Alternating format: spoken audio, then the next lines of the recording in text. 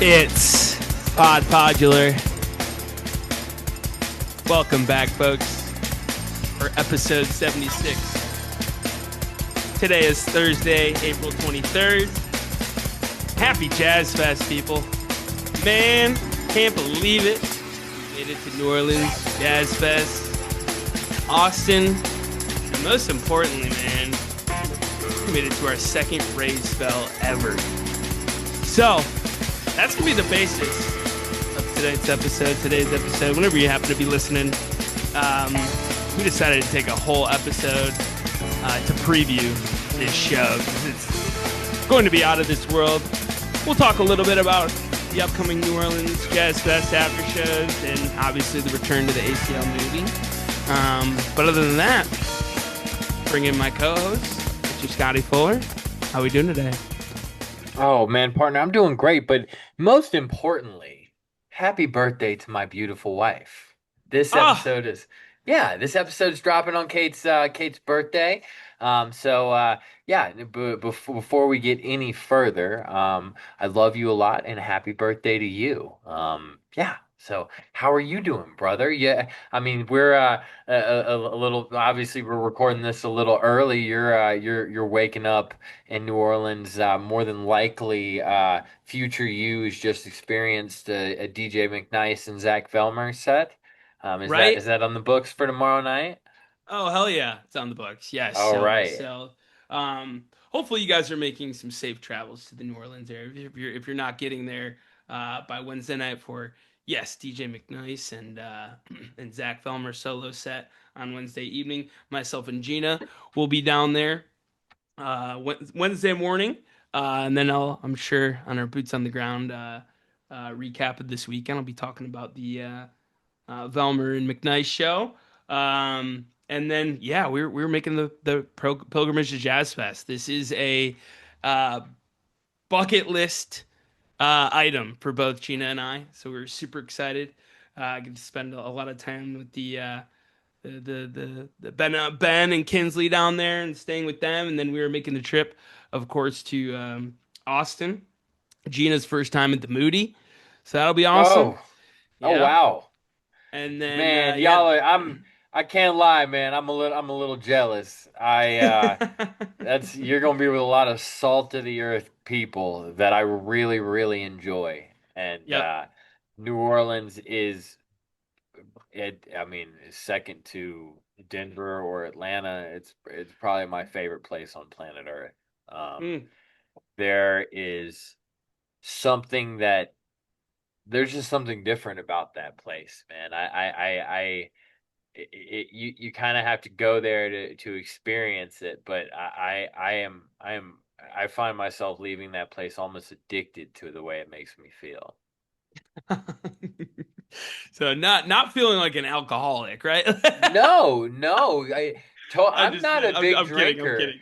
I Yeah. mean, the last time I was down there was for my friend Sadie Smith and Dom's wedding, and I left looking at houses on Zillow. I mean Damn. that place just I'm a sucker for a good Southern city, and there's just a character about that place and the art and music and the food and even the fact that they're damn near in the line of fire of every terrifying hurricane and they just choose to fucking thug it out, you know? Yes. There's there's something to that character that I'm really attracted to that just like bleeds in that city, and I don't know, man. I'm really excited for you guys to experience it, but I really wish we could make it down there.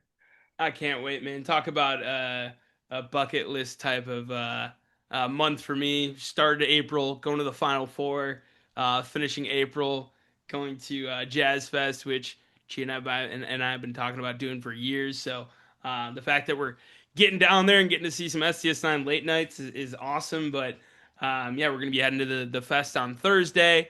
So if you guys are around and planning on doing that, let's try to meet up. We got Kings of Leon on Thursday night, That Scotty. That'll be fun. yeah, Yeah. that will be fun. um, and yeah, just like it's really interesting to see how Jazz Fest works, where like it's happens from like 10 a.m. to 7 p.m. Right. and one of the biggest things around it is the food vendors. So I plan on eating to the point where I'm gonna be wanting to try to take a nap after Kings of Leon before we get to STS9 at the Joy Theater that night. All the crawfish, all the beignets, All the uh, crawfish. Fuck yeah. Oh doing a my God. All the yeah. jambalaya, all the Mm-hmm. gumbo, all this Mm-hmm. crawfish etouffee. The Oh, po' I'm so fucking boys. jealous. God Yep. damn, dude. Good for you. Oh, my mouth's watering thinking of it here. I definitely should have ate before we recorded, but hey, I perform my best when I'm hungry, right? Yeah. Um, but yeah, but before we get into the basis of the episode, STS9's return to the Joy Theater. Um, and that's exciting as well. The last time we were there was for the New Year's run, which was a hell of a 3 night run. Those shows were an incredible way to cap off 2024. Um, and I mean, Jazz Fest late nights, right? Whoop. The last time they hit some Jazz Fest late nights, was that 2017, Scotty? Yeah, when they did the Axe Yeah. the Cables. Yep. Was Yeah. that a Jazz Fest late night? Yeah, it sure was. Yeah. Oh, wow. Um, I don't think I realized that. right. Yeah, it was end of April, so that makes Cool. sense. They've done this a handful of times. So to see the return of it since then, because I mean that weekend was incredible with the Axe the Cable set, and then Yeah, I think that was the second night. they Were you really like there? New Or No, I wasn't, but they really like New Orleans late nights. One of my favorite shows I ever have done was a Panic late night that they did. Mm. Um, I think Voodoo might have been down there that weekend. It was definitely like late October, early November, but I don't know if it wasn't a Voodoo related event. It was specifically a late night for Panic because the show started at midnight, and Panic was playing a 3 night run at the UNO basketball arena, and that shit was so fucking fun, man. Oh, I bet. It like it's That's funny. I've actually never thought about it until we're talking about it now. But Sound Tribe Late Night in New Orleans is almost like one of those rites of passage with this band that people don't talk about enough. Yeah, I would agree. I'd put it up there with Red Rocks, Yeah, going to or any Atlanta. act show or Yep. Atlanta. Yeah, anything that's got that lore around it. Maybe we need to build a little bit more lore around those late nights in New Orleans because they are usually really special.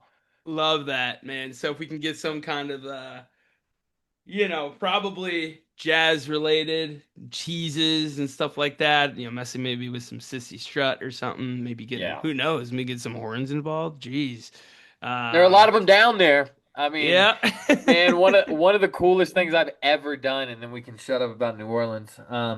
Is during that wedding that I was talking about, we did a second line, and for those that aren't familiar, basically you just march your ass out in the street. You go to the New Orleans police and you say, "Hey, I want to have my own parade. I'm getting married," and they have a parade unit where they give you an escort and you just march around and drink. And there are so many musicians down there that you'll walk past a horn player's house and he'll hop out and start marching with you and start playing with you. And it is one of the most New Orleans things around there. And there's a lot of fucking horns players that are just kind of fucking around doing whatever they want to do during this weekend. So it'd be cool to see that. That'd be very Yeah.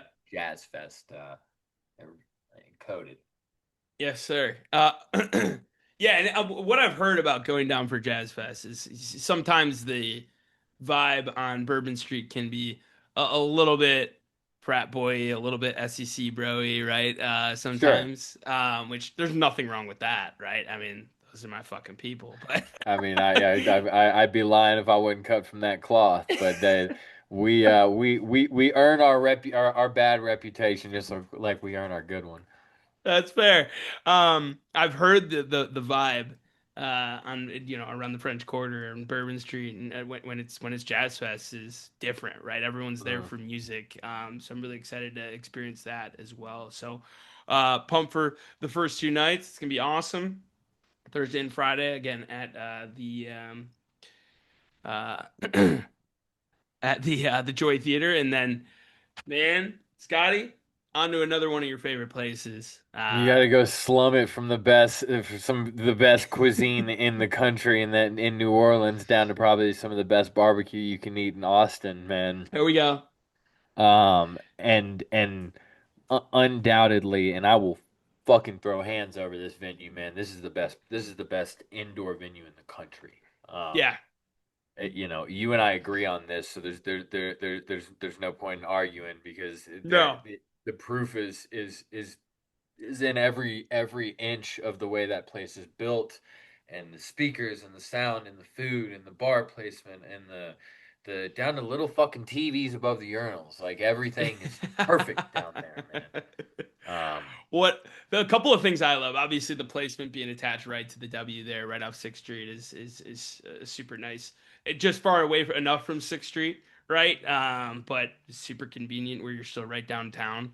And then the outdoor balconies, right, during set break. Oh Oh, my doesn't get better gosh. than that. You just go right out, and there's like a basically three-tiered outdoor kind of balcony to get some fresh air and stuff. And And then, like it's like a deep balcony, like it's yep, the size of a restaurant, like but it's yeah, completely covered, and there's so much barbecue out there. Like there's just hmm people with meat. I don't know if it's all from the venue or if you can like get a license to just pull up there, but it feels like a bunch of independent barbecue is being served, and if yeah. you've got an appetite, you can go nuts. For sure. And then the how the stage is situated at the Moody. I mean, this place is a recording studio, right? Yeah. This is the room that was built to be the new recording spot of ACL Live, which is basically a TV show, video series of live performances with an audience. So it's a recording studio, right? So how the way that the stage juts out into the floor is incredible. I mean, you can be on the floor and you can be behind Zach Velmer, but what that creates is that magic place um, on the balconies, right? Where Yes. like you were just hovering right over them, and that sound is just like traveling up and out into those balconies so wonderfully. So yeah, man, I've only been for that 1 2 night run back in was that 2017 as well. Yes, it was. Yes. Man, we're getting a good amount of 2017 talking here. Um, I was blown away, and the last couple times they've been back, I just haven't been able to make it happen. So pumped to do it again. Is that the last time you were there? Yes, that was the last time I Yeah. was there. The placement around these is never great for us. We've got weddings kind of sporadically close to this, and obviously Kate's birthday. So, we just couldn't make it work this year, but we will make it back to the Moody eventually. And anybody that can make make an STS9 show at the Moody happen, it is worth every single dollar that you need to spend it to make it there. And dude, outside of STS9, man, I would fucking see anybody at this place. Anybody. Yeah. To me, it is indoor Red Rocks. Like experience wise as good as you can get it. Just go see someone there. Yeah. Yeah. So super excited to get back. Um, and then man, Hell, we get into Sunday. yeah. Um, we'll see about this place, right? The 310 at the What do we know ACL. about this place? Yeah. What do we know about it? What do we know about it? I think it's like man, 400 to 500 capacity. It's Whoa. connected to the Moody. Oh, 310. Yes. So it's in the same cool. building as the Moody. So I mean, if we know anything about the Oh Moody, my I mean, God, this is gonna be like Texas Belly Up. um, yeah, let's see here. Theater capacity 2100? This Oh, doesn't seem right. Capacity for shows. 350 person capacity. holy shit. On a Sunday night, baby. Let's take a look. Ravine, Atlanta capacity. Let's 900. see. It's 900. 900. Yeah. Yeah. Yeah, that sounds right. Man. So, I mean, we're going Oh third my God, dude. amount I of did not capacity. realize it was that small. Man, let's get into it though, dude. Rave spell, right? I Yeah, don't. I feel like we're here to build some excitement about this, right? yes, Because like, I I've kind of been off Facebook and stuff like that, so I haven't really seen that many people talking about it. I know the show's sold out. I hope it would be if there's going to be, anywhere between 15 to 2,000 people at the show the night before, right? yeah, Um, but this this is big fucking news, dude, right? yeah. Um, we go back to 12/30/2019, right? Um, I think a night that changed the trajectory of this band. And obviously, you had COVID happen just a few months later, and without that, man, I feel like this becomes a much more, um, you know, uh, thing that happens a whole lot more often, right? I think what it was Sure. scheduled to happen at Hotel Elsewhere, Yes. as well, and that was scheduled for some time in May of 2020. Right. Um, and just talk a little bit about it here, Scotty. What do you remember leading up to 12/30/2019? So, leading up to it, I don't remember. I don't remember that we didn't have that many details. We We didn't what have a we whole lot of information. No, yeah. the only time we'd ever heard the term rave spell was when they did the sub ID Mm-hmm. remix of F word, and they called it rave spell. Mm-hmm. F word, right? Or one it was a one it was F word, right? It was F word. Yep. Yep. F word You're at right. the Roxy in Atlanta, and we were familiar with wave spells at that point. That we had seen a handful of those happen, but other than that, we kind of interpreted based on the club setting. This was outside of the Tabernacle. This was a 5 night run, four Mm-hmm. nights at the Tabernacle, and then the 30th was at the Ravine, a venue of which I have never seen them play before or since. This was a straight up fucking nightclub, Right. um, and that was all we knew was that it was a much smaller, much more intimate setting, and Yeah. walking into it,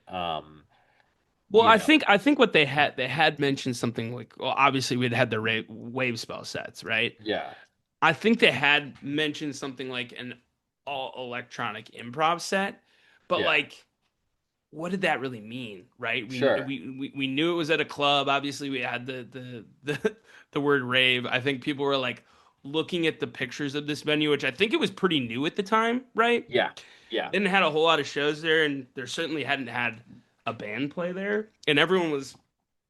I remember just people looking at that stage and being like, "How the fuck's everybody gonna fit up there?" yeah. It's tiny. Mhm. Um, Um, go for it. my experience with this show and the actual execution of it is funny, and that's why I'm excited to talk about it because perspectives. I probably am one of the only people that don't really have a fond memory of this night. This was I'm obviously from Atlanta. I have a huge group of friends that I bring to STS9, and you and basically the rest of my STS9 friends Yeah, uh, got your a not your non-local friends. yeah, Yeah, my non-local friends got a balcony spot, nice little yeah. lounge Table. area, Yeah, table, bottle yeah. service, that whole joint, Mm. and uh, and I decided to sit that one out to take a couple of homies to their first show, and at the time I felt pretty good about that, and man, I immediately fucking regretted that decision. This place was a zoo. It It was was so packed horrific. on that floor. Oh my God. I believe the capacity for this show was 900. I would not be surprised if there were 1,500 people in that Yeah, motherfucking venue I that wouldn't night. either.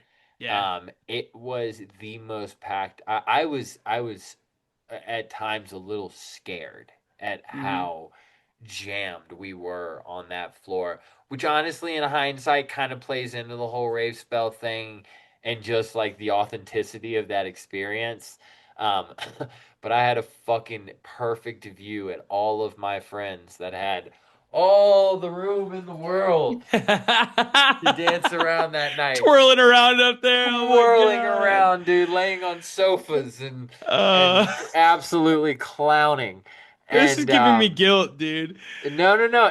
But you know what's funny about it is like I'm just I gonna share this picture while you talk yeah, about go it. Keep ahead. going. Share the picture. I go back and I think about it from the perspective of that, and I had a bad taste in my mouth about this night for a long time because of, how hard it was to experience the show. And I went back to this obviously with fresh ears in the last week. And I've got some pretty strong opinions about this in the other direction now. Yeah. So we're doing 6 years. a little bit of healing for you tonight, huh? Yeah, I'd say Yeah. so. Through my extremely nice sound system in my car, I did do some sonic healing today with this one, and I am really fucking excited to talk about it. It's I think it's shit. We've had it on our list of things that we need to do is like really give this night its own show and Yeah. what better opportunity to do it to get you ready and more excited. I mean, I'm sure there's a lot of people that listen to this podcast that weren't there, heck, probably weren't even seeing the band pre-COVID. They've had a lot of Yeah. new fans post-COVID, and a lot of people that listen to us are a batch of that new fans. So excited to get into it, excited to break it down. But man, I mean, the other side of it, the experience that we had, we were up here in the Yep. back left that you're seeing here. Um, and I mean, this stage, how they managed to fit everything up here is quite the anomaly. And I think it forced them to strip down a little bit. And man, little did we know this was pretty much a fucking album drop, right? I remember being in line for the show and we were like just right by the door, and like Zach had come out to talk to somebody, and I just was is kind of eavesdropping a little bit, and he was like, "Yeah, we've been waiting to do this for a few years." So Huh. my understanding is that Rave Spell was sure there's quite a bit of improv sprinkled in here, but it was a pretty strategic drop of new music, a strategic drop of maybe a little bit of a new direction on some of the new music that they were going to be playing, as well as just an opportunity to just rave, right? I mean, we're in the Swedish Yeah. House Mafia for a It reason it here. it felt Um, very it felt kind of like Chromolite almost felt like the second swing at this, right? mhm. And obviously in a different way, there's totally different thought behind Chromolite, but yeah, I don't know if this was necessarily a fully thought out album so much as it probably was going to end up being a live release, like a proper live release. I don't know. Yeah, At the end of the day, and maybe somebody listening to the show will correct us if we are wrong. Um, but do you have the shot from like the exact opposite end of that venue that night? I don't. I could try to find something that we could cover later, but Okay, yeah, let's no, let's get into the show first of all. yes. Yeah, so we're gonna start right away with the opening track here, a clip of it. So let's get into it.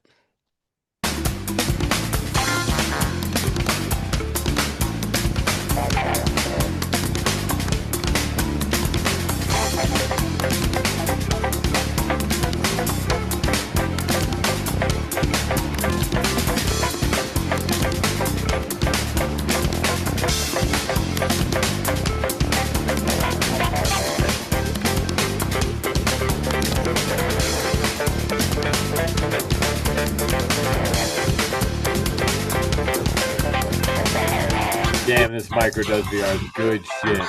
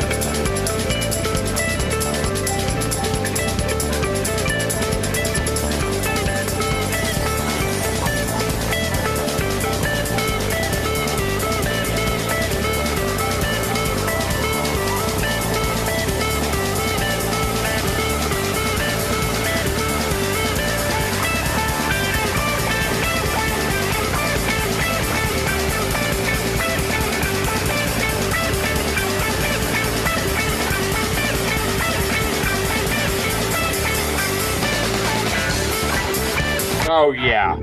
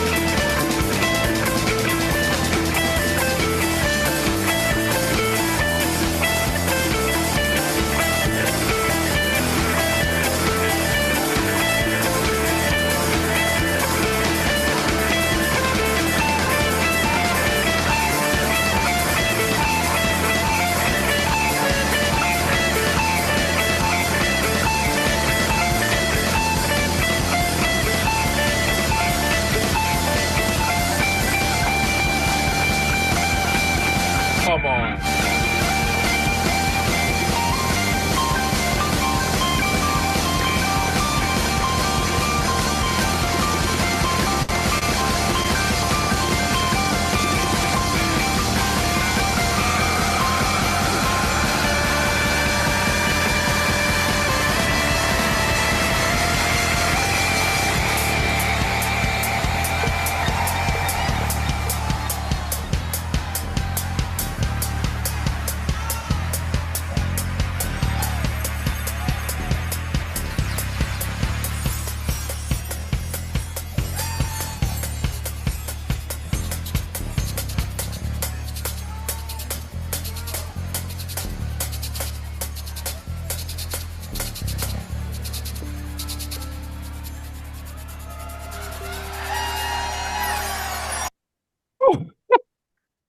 Scotty. Oh, Nathan, buddy, that first of all, that Android Jones visualizer fed fucking families during COVID.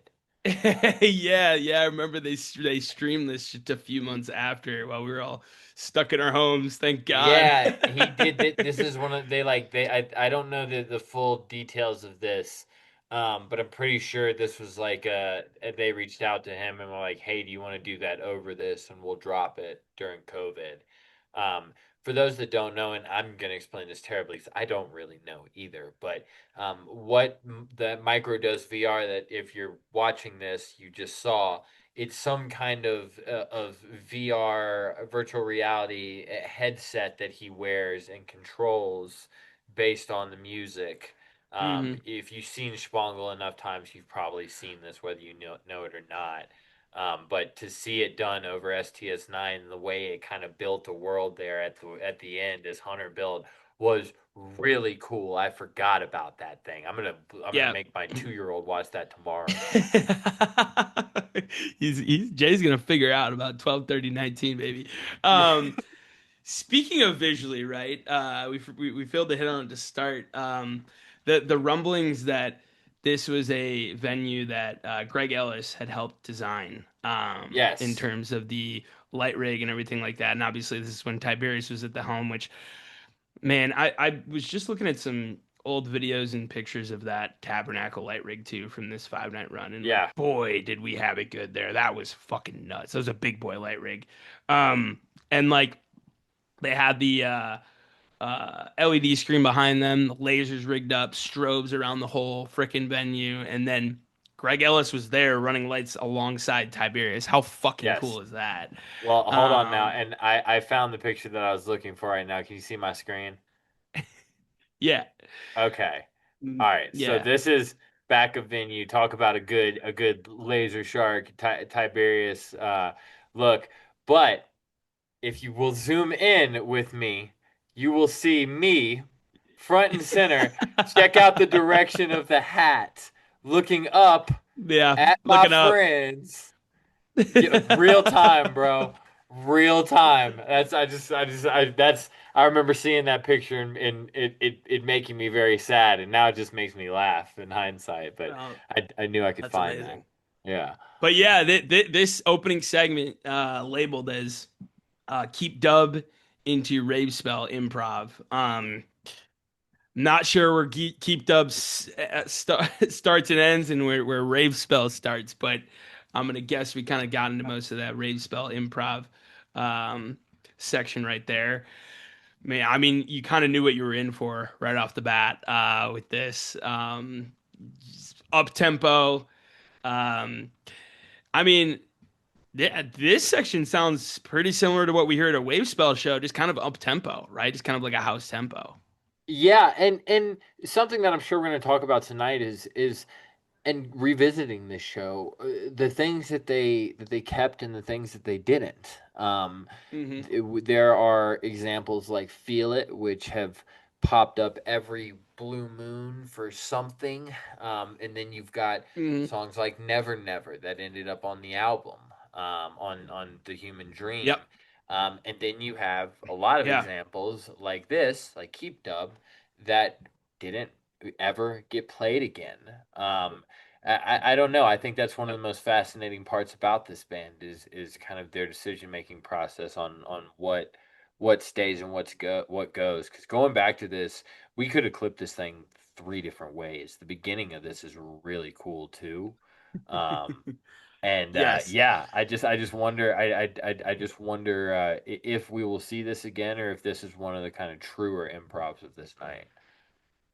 Yeah, and I want when we're done with the clips, I want to have a full discussion on like what not so much expectations or predictions are of what the second form of this uh, 6.5 years later sounds like, right? Yeah. So that'll be a discussion that we have in itself. But after this, we get into "Lift You Up," um, which obviously is one of the three songs that ends up on the album, on the Human Dream album here.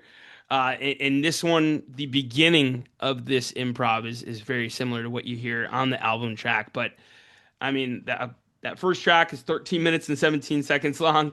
This "Lift You Up" is 10 minutes and 28 seconds long, which um, the improv in the second half of this is on the cutting room floor for us on this episode.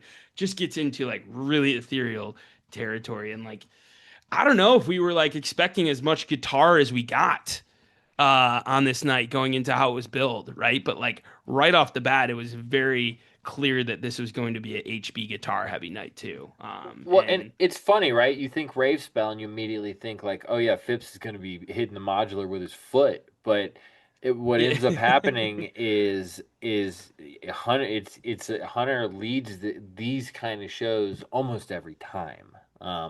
Whether it's a a, a wave spell s jam like you're saying, like that high energy shit, or like the more ravey parts of this, it's always led by Hunter. yep. Yeah, and I think we get into that and then into another song that ends up on Human Dream, which is "Like I Do," which sounds completely different Right. at this point in time, right? No second half jazzy jam. It's really kind of focused around the first initial part of it with the do do do do do Hmm. do do do. And then heavy on the "Find Another Woman" by Raina. Lyrics and samples and everything like that too. So I mean, really interesting to go back and hear like the uh, the start of these tracks and where they started and where they decided to open them up and where they decided to take them and turn them into compositions is really cool too. But um, speaking of modular, that brings us to our next clip here.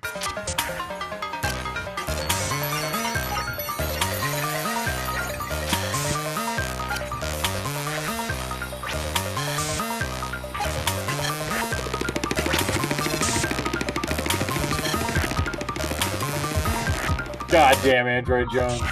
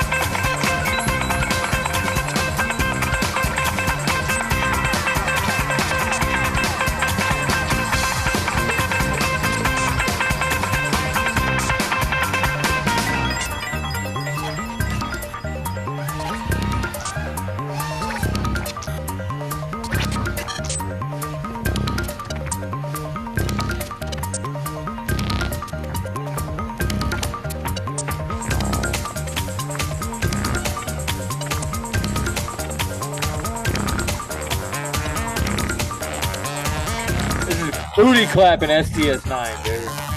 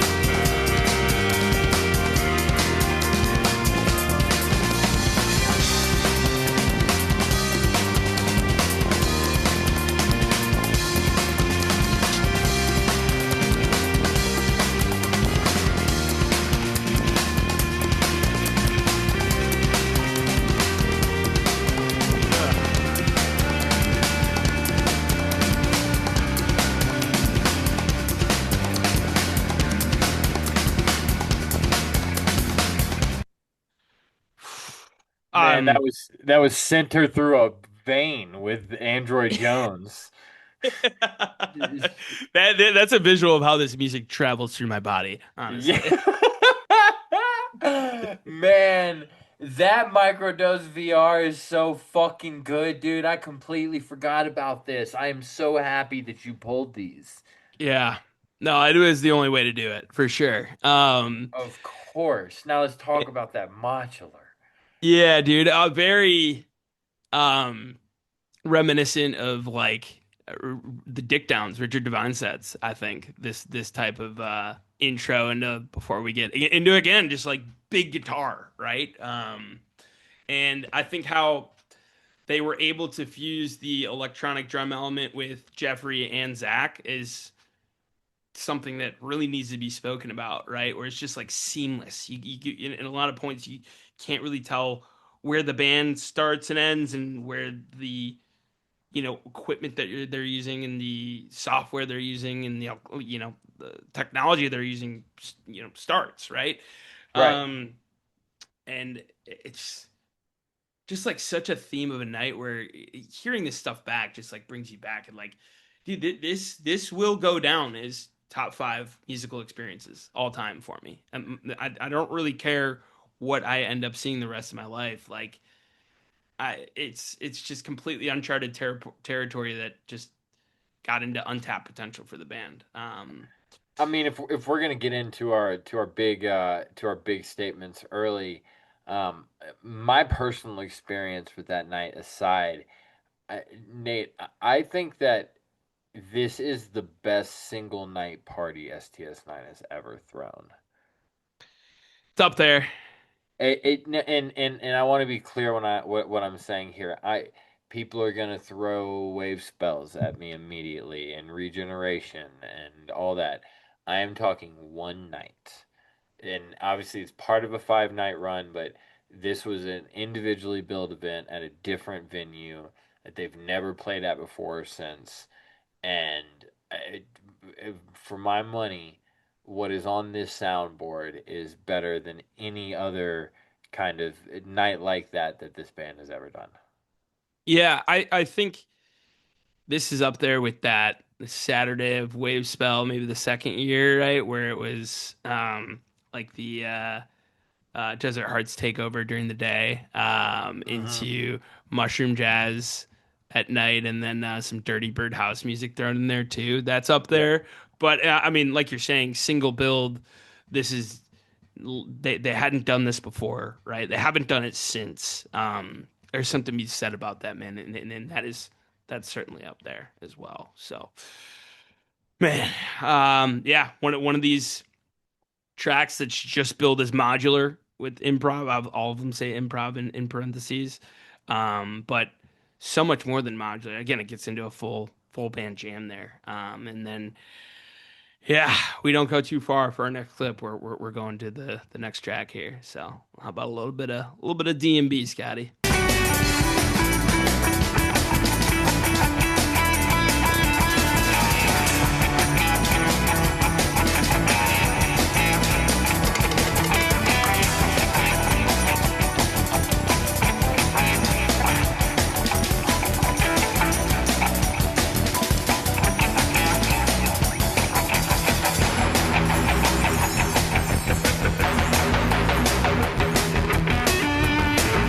Oh,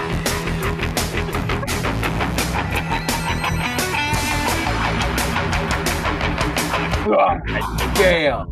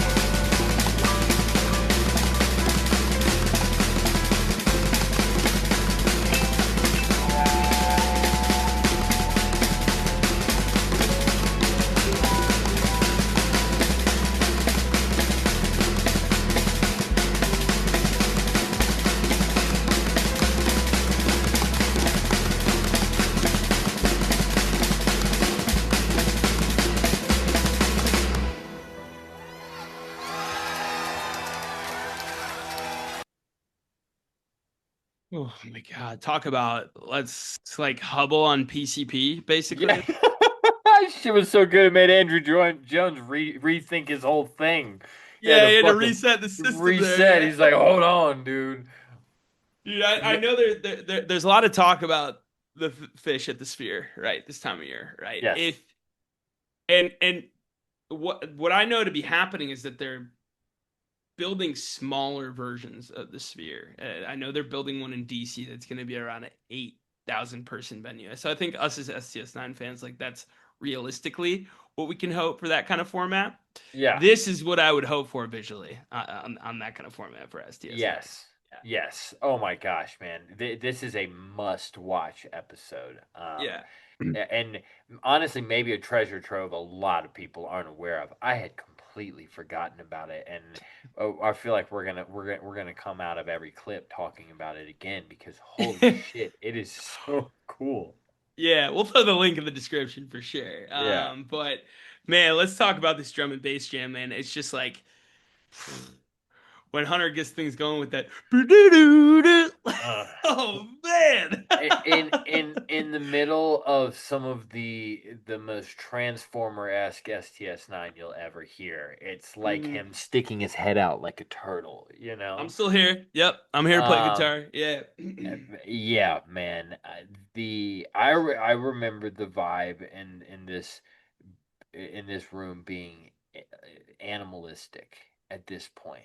I mean, there's something about the depth of this place, and we haven't talked about it yet. But the lights, the way they did it, Tiberius basically took advantage of the depth in it, Yeah, and the overhead like yeah. yeah, rig that they had going on, and then like again the strobes on like the side of like the area that the tables were on top of And, too. and, and that's exactly what I was just about to talk about was Mm. those strobes specifically for jams like this. It made it feel like the venue is moving forward. Does that make sense? Yeah. Like in Star Wars when they go into hyper speed and all of the Oh, stars this is turn a into, what I'm sick talking about? picture. Yeah, I've got a good Um, picture for us to to see kind of what you're talking about here. Oh man. yes, yes. There was With the and function ones right here. uh-huh. Jesus. And That shit was and bumping. And the band, Tiberius did such a good job with the silhouetting of the band this night because they were all so close together, and it was like you were almost driving in their direction. Yeah, that was the picture that I just showed. Ooh, Um, that's a great one. I forgot about the screen back here too. Yeah, man, this was such a wonderfully laid out visual event as well. My God. What a fucking night, man. It's just so exciting to talk about and so exciting that it's happening again. And I'm just excited for anybody to see it that wasn't there at the show that we're viewing here today. But yeah, and then we get into I thought which was a highlight here of this night, and you talked about it before, this feel it creation, which almost kind of stepped a little bit out of like this kind of like I mean this stretch of music that we've just heard is like it feels super industrial, right? It feels like a Euro rave, Yes. right? And then we get kind of back to STS9 roots where we're hearing the first thing you hear on this feel it is Globally samples like the right like Hmm. and then they hit you with like some of the When the Dust Settles samples as well. I remember some All Sounds All Light. They might have hit that in the first track as well. They were kind of sprinkling that Yeah. in throughout the set, which I thought was really cool. But this feel it felt like kind of a really necessary break of kind of like to get into a little bit more of like a funkier part of this show. And obviously this is what one of the ones that stuck around. And it's been really cool to see what they've done with it. But again, going back and listening to them kind of figuring it out is such a different experience and a one that me and you hadn't done for a very long time, and I'm glad that we have. Because it's almost like they're finding that bass line together. That Hmm. um, where I think everyone like coming away thought like, okay, that was like a Glowgly remix or something, or some kind of When the Dust Settles split, but like it's its own thing, that Feel It, and they get into like the Feel It, Feel and Adapt, Glowgly samples, which was really cool. Yeah, I mean this one's almost 10 minutes, which I mean when you see Feel It nowadays, I think what it's typically a 6 or 7 minute thing, right? Yeah, I was gonna say Yeah. five. Right. Usually it's paired with something else. It's Yep. kind of like Goes into part of something. like Yeah. Call Jam or Glowgly or Hmm. something like that. This I walk and it's funny because walking away from this night, this was by far my favorite part of the night. Yeah, for Um, sure. I think so too. I think it was the thing that stuck out in a lot of people's minds. Maybe because it's one of the things that felt familiar from the sure, night. But sure. going back, it's these other little parts where you go back and you're like, okay, well, like that's one of one shit. And I mean, this strikes a nerve with me with the type of STS9 I like, with wave spell and one of one stuff and improv stuff too. But I mean, you get that even in these songs that have turned into staples in the catalog or mainstays in the catalog. Which, speaking of, I thought it'd be fun to dive into one of those at least. Obviously, the majority of these clips are centered around these, um, stretches of music that were definitely more improv heavy and more of stuff that we didn't see outside of this night. But I figured it'd be cool to dive into one little clip of something that we're a lot more familiar with at this point.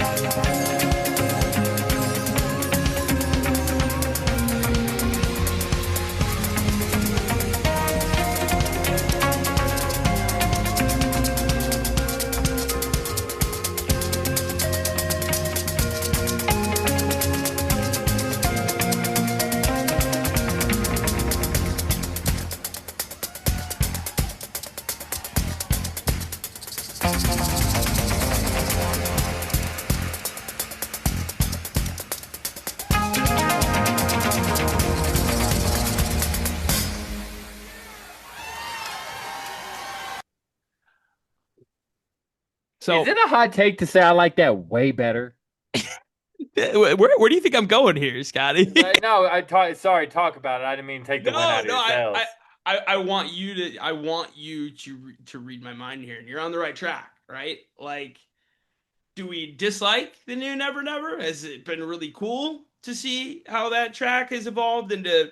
I mean, it's a monster, right? Like, Yeah, but has it? Has it? I wouldn't say a monster. I think it's a bop, right? yeah, if but if like, if we combine this with what they've done in terms of creating the new composed sections of the song, now we're talking, right? And yes, I think they have every opportunity to do that. Like a lot of people hear this and be like, I mean, we haven't even said it obviously with the samples. This is Never Never. This is the first version of it, and it did sound a whole lot different than how it started to sound. I think that was what Electric Forest 2023 or something, where they really kind of brought in the current iteration of what we've seen yeah, pretty frequently. that But sounds right. yeah, I don't like know. I mean, not to hate on Never Never, but I mean, this is an interesting question to pose to you. Would you even put Never Never as a top 10 song on the Human Dream? that's a good question. I don't know. I mean, I'd have to look at the track list. But I mean, off the top I of my don't think I head, would. okay. I don't think I would. However, if if Never Never ended up, if the studio Never Never ended up sounding remotely like the Rave Spell Never Never, I think it's top five Human Dream songs. Um, Yeah, it's not in the top 10. yeah, It's just that outside it, probably. yeah, I don't have a list off the top of my head, but I promise you, Never Never's not there. Yeah. Um, and yeah, no, I have thought that for a long time. That whatever they want to do is the right answer, obviously. But Right. I prefer this rave spell version of Never Never in the direction that this was going way to where it ended up going. Yeah, this shit is otherworldly, Hmm. honestly. And it's like the fips on like the fucking like almost like gobnugget sounding keys there when it starts to really break down and like the playing around with the Etta James samples and everything. Yeah. Um, man, it's just really fucking cool to revisit. I mean, it will sound like a broken record, but yeah. Well, how about it? Let's get back to the 101 improv shit for our next clip here.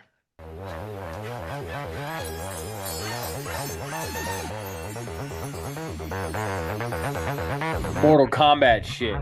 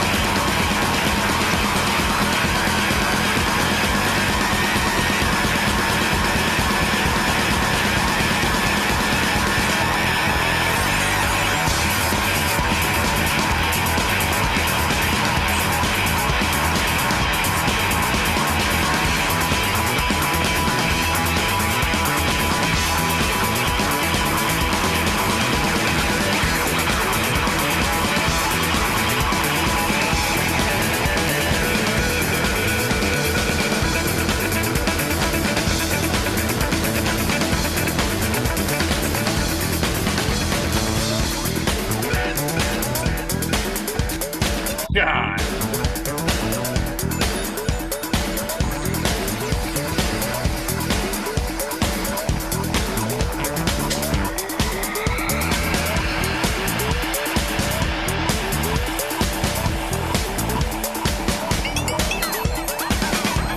Ooh.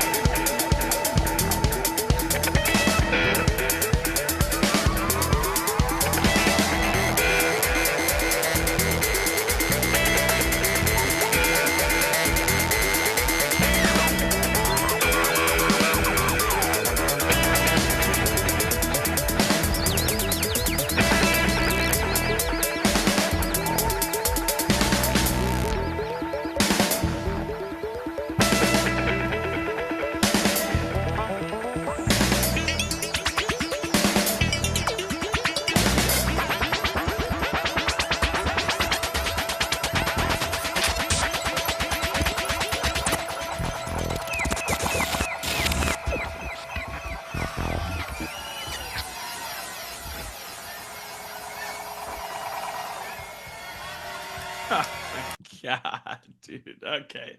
Dude. So go for it, Scotty. No, man, Zach just throws spaghetti at the wall for like fucking 5 straight minutes. Like it's the last 2 minutes in particular of that clip.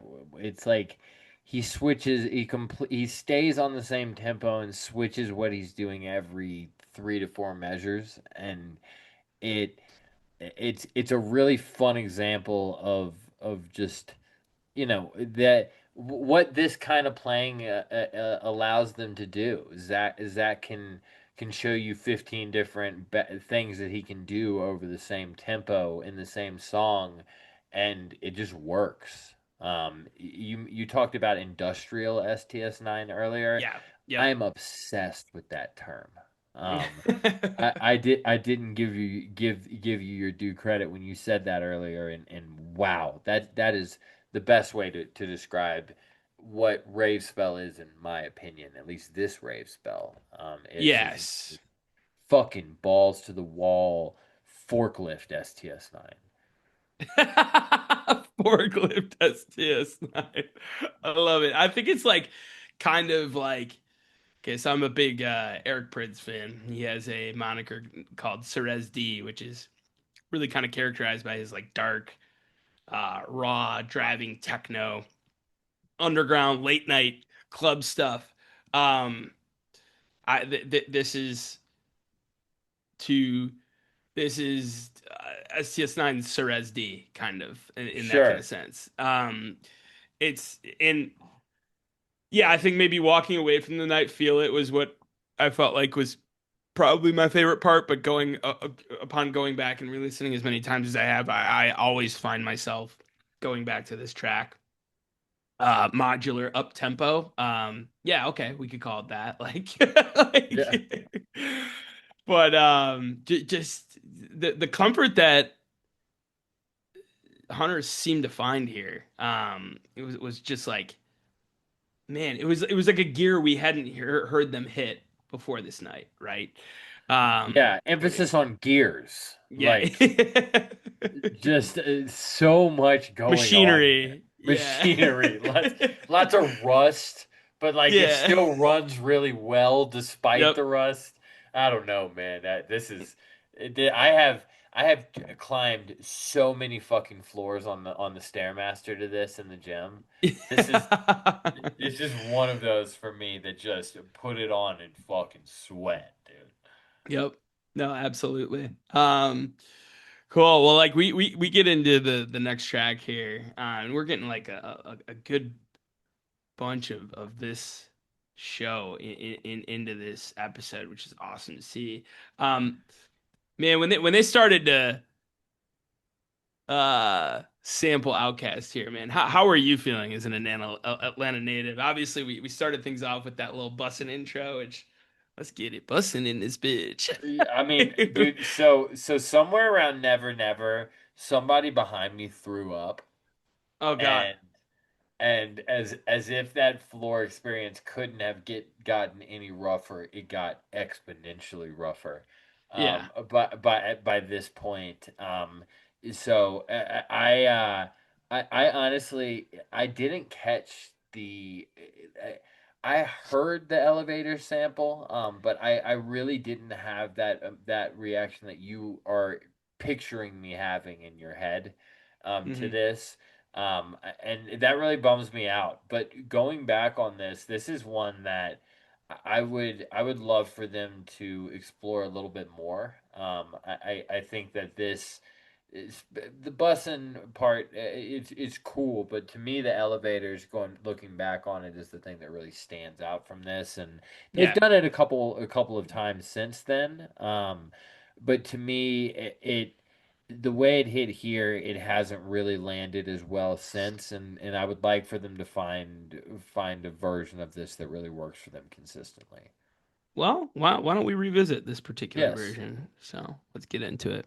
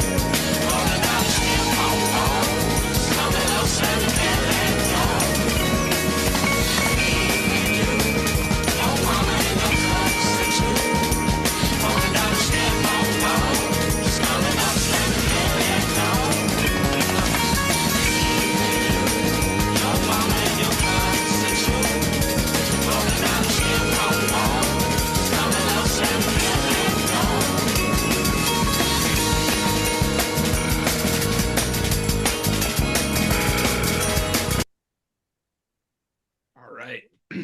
Yeah, I couldn't agree with you more after hearing that back.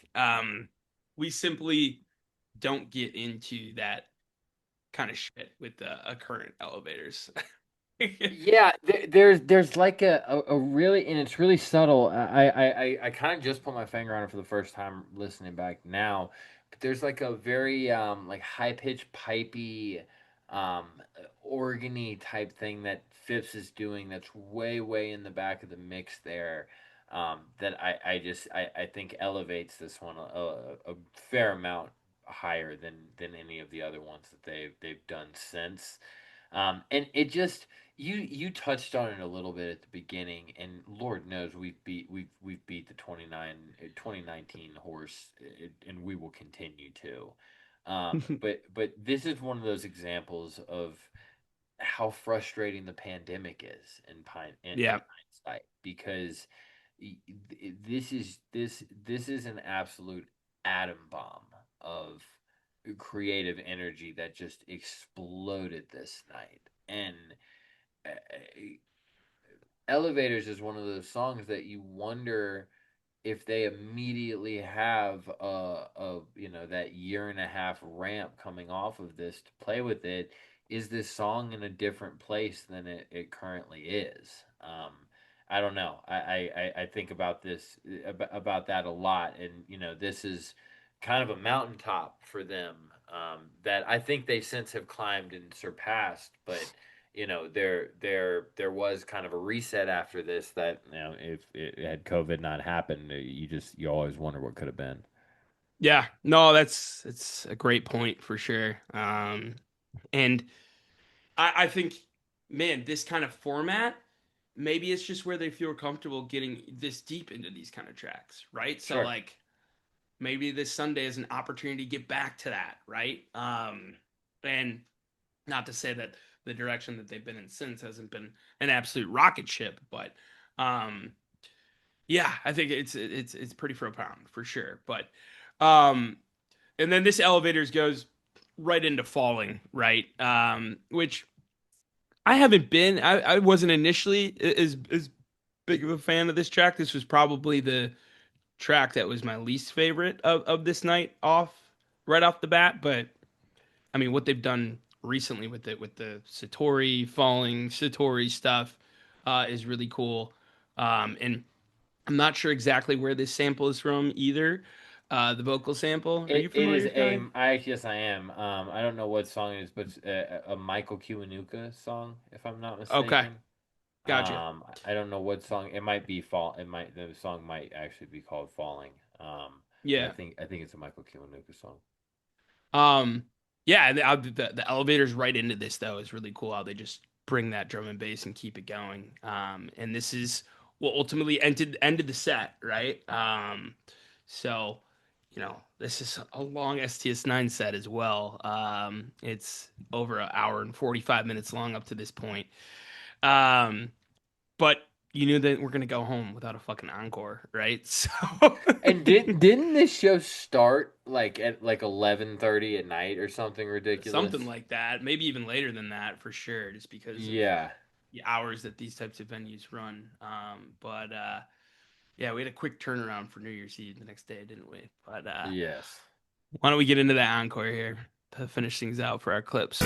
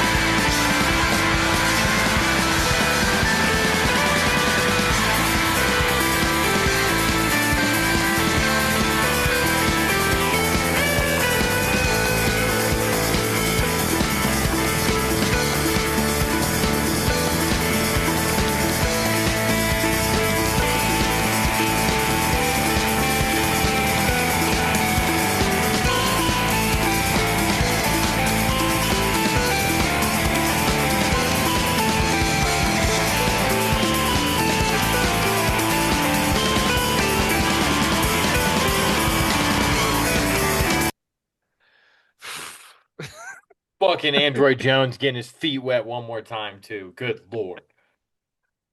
Oh man, for me it's hard to choose between that one and modular up tempo for favorite. But that is housey up tempo to finish things off.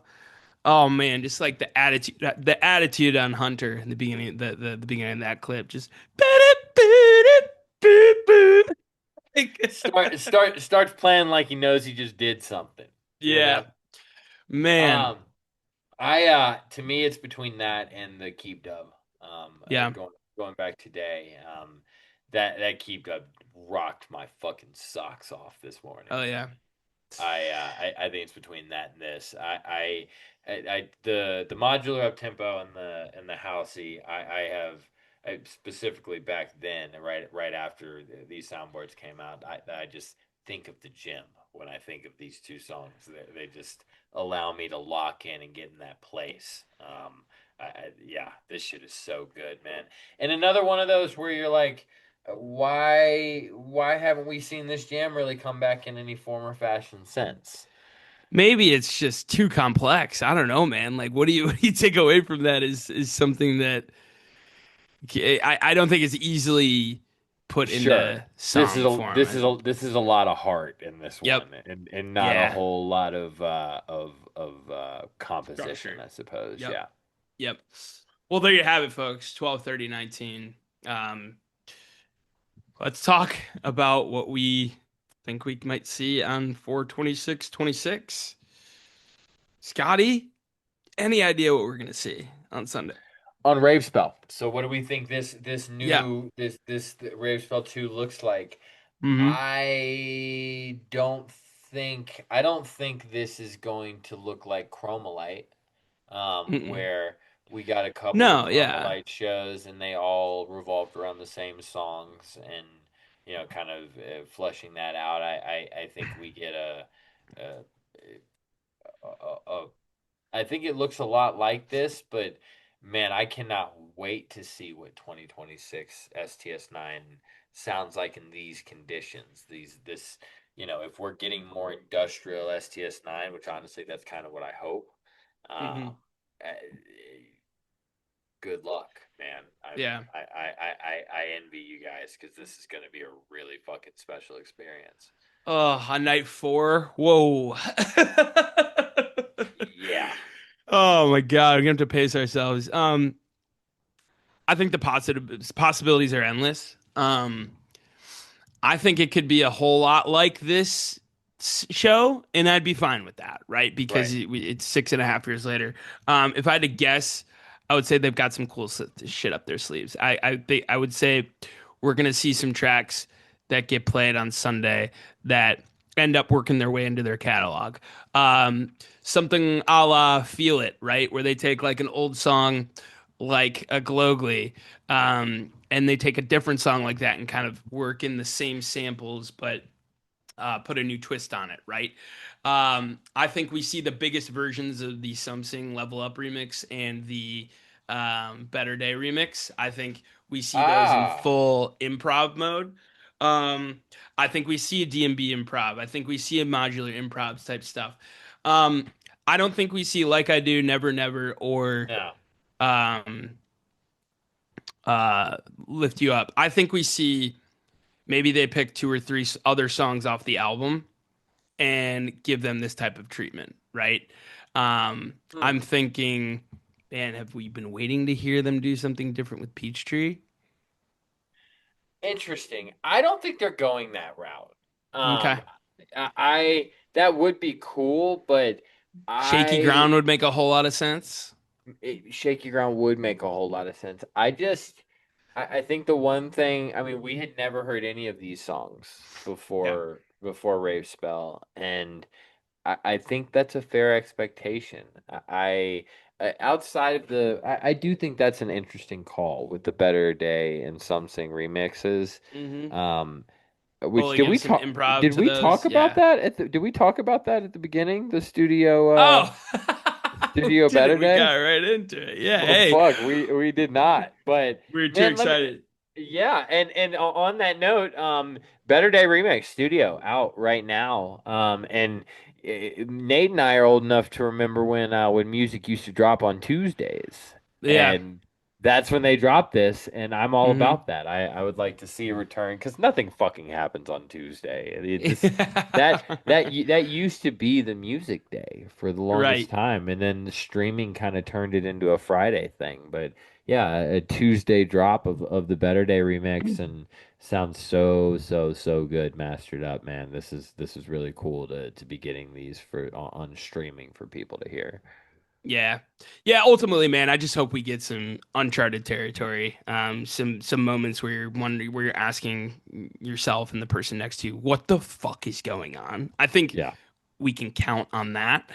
And at the end of the day, that's what keeps you coming back, right? And yeah, give me some of that industrial shit like Scotty is talking about. Let's get dark, let's get scary. Yep. Um, because I'm sure we'll have our up tempo and blissy moments as well. But I mean, let's get some Evil Sound Tribe in the 310 on a Sunday night. So, All about it. yep. All right. Well, Scotty, we'll miss you, man. You'll be there in spirit, New Orleans and Austin. Give Kate my birthday love and hope you guys have a great birthday weekend for her. But anything else we got, my man? Now we got predictions. Predictions. Okay. Yes. Okay. Yes. For the shows where not be improv. Okay. Yes. Ceremonial Zin can't flip. Heads is Coolman 6. Tails is the back. Call it in the air. Heads. It's tails. I'll take first. Man, I hadn't thought about this. You know, I'm just gonna go with what I'd like to see. Give me a warrior. Ah, that's a good call. Mm. You guys are definitely getting Roy Biv this weekend.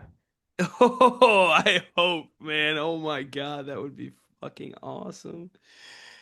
Um, Yeah, definitely Roy Biv. it's Amana. Oh, yeah, put it on the fucking table. Why not? It's Just some keep doing it until they do it. yeah, no, I'm cool with that. Um, Gob Nugget. God Nugget. I'm cool with that as well. Damn, excited to see some STS9, man. This is awesome. I like all these songs. Give me Jabez. Ah, okay. Let's go F word. F word. We Man, want and to do I but four? Want to do four since we got three sure, shows? why not? Because I have one more Okay. I'd really like to see. And that would be a 12. Ah,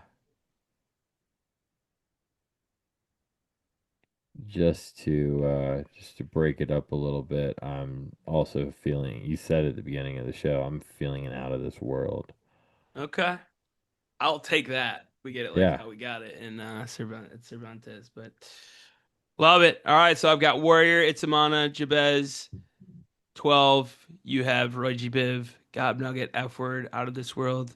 And we got some good stuff in there. A couple acronyms as well. Like to see that. So That is a heady weekend if y'all get all yeah. eight of those. Oh, there's no fucking chance, but I'll take if we get three or four of those, I'll be a very happy boy. But Scotty, love you, buddy. Love you too, Um, man. everyone listening, thanks for watching. Thanks for listening. Hopefully you were watching today over that Jones visuals here. But whether you're watching on YouTube, listening on Spotify or Apple Podcasts, throw us a like, throw us a subscribe, throw us a comment or review if you're feeling nice.